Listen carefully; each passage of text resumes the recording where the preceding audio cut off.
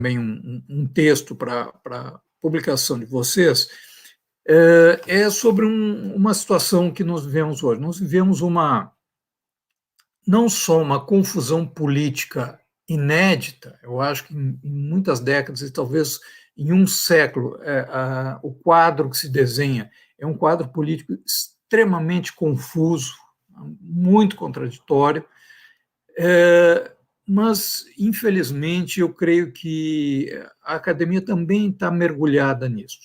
Ou seja, as pessoas vão acompanhando esse turbilhão sem conseguir, às vezes, formular alguma coisa. Então, o que eu vou falar rapidamente aqui é exatamente uma tentativa, uma provocação, né, da gente conseguir organizar um pouco as ideias, né, e com isso propor uma visão, né, que consiga dar conta da compreensão dos eventos que nós estamos vivendo. Eu acho que todo estudante aí estudante estudioso, né, de relações internacionais e inclusive sobretudo dos estudos estratégicos de defesa, nós sempre nos dão um panorama do que seria o poder no mundo, né? Então, classificam os países, em geral, há já uma metodologia meio pronta de classificar os países numa espécie de ranking de poder, né? Que ranking seria esse? O país tem que ter um território X, um PIB de de um determinado peso, uma população, recursos naturais, forças armadas, etc., tecnologia, tudo isso é tabulado e nos é apresentado vamos dizer assim, uma escala, né, de quais são as grandes potências, que já foram superpotências, mas quais são as grandes potências, as potências médias, quais são os poderes mais limitados.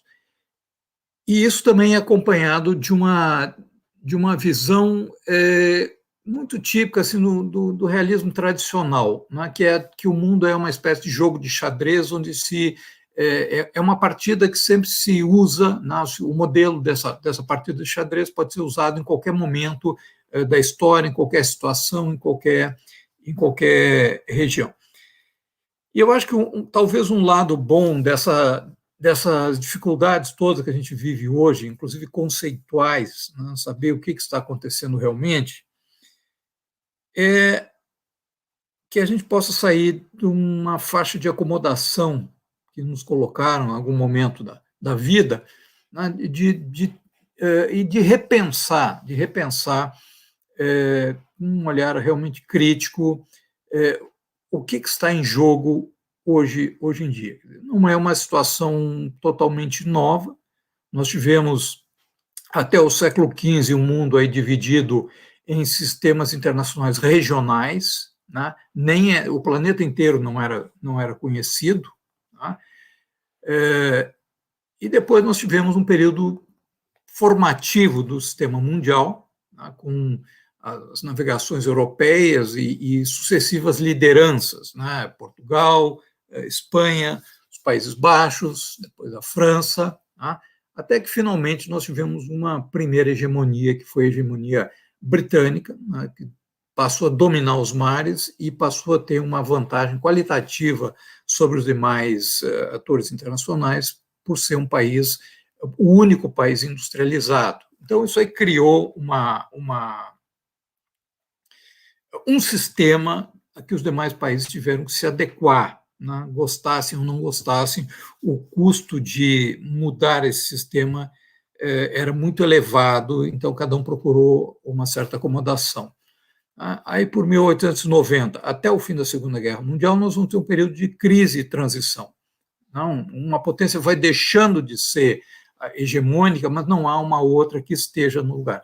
E não foi só uma disputa, isso é importante para os dias de hoje, que a gente entenda que não é só uma disputa entre países, mas esses países, às vezes, representam modelos, né, tipos diferentes de organização social, política e econômica, né, e que o conflito vai se dar, né, de forma muito complexa mesmo, e entramos daí, depois, a partir de determinado momento, já da Segunda Guerra Mundial, um período de hegemonia americana, que, curiosamente, ela se esgota no momento que o seu adversário soviético é retirado de cena e deixa de existir, vamos dizer assim. E nós vivemos hoje, então, um segundo período de crise e transição nesse sistema mundial. As análises, como eu disse, elas costumam nos apresentar, em geral, os países do Atlântico Norte, né, com o Japão como convidado, como o núcleo do poder mundial. Esses são os estados mais poderosos, etc. Né, e a partir daí são feitos um conjunto de ilações que eu considero muito quantitativas e formais, e não propriamente qualitativas, e acho muito importante, não é pela minha formação original, mas a minha formação até é bastante eclética, mas a história é importante. Tá? Os países, eles se formam, eles evoluem, e eles acabam tendo uma determinada visão, uma perspectiva estratégica que se monta historicamente. Tá? Então, para a gente compreender as ações, elas nem sempre não estão dentro de uma racionalidade única, assim. As ações, elas estão dentro de uma perspectiva e de uma visão.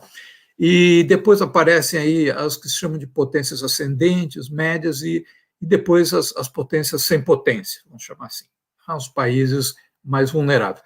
Agora, a ideia que eu acho é que talvez a gente tivesse que levar em consideração, a posição de poder que um país tem dentro do sistema mundial. 2, o estágio de desenvolvimento que uma determinada nação tem. E desenvolvimento não é só desenvolvimento econômico, desenvolvimento integral. Integral. E terceiro, a trajetória de evolução político-militar de um país. Isso é fundamental para entender. E pensando nessa perspectiva,